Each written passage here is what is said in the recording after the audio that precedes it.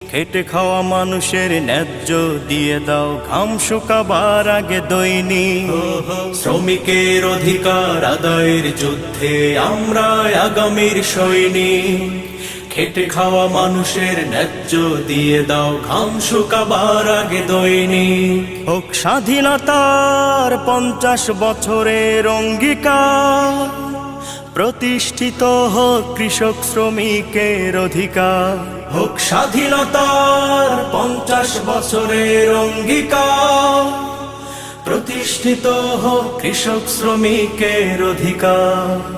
অন্ন বাসস্থান বস্ত্রের অভাবে নাজেহাল শ্রমজীবী মানুষগুলো, শোষকের শোষণে বিষিয়ে তুলেছে ঘাম ঝরানোর দিনগুলো।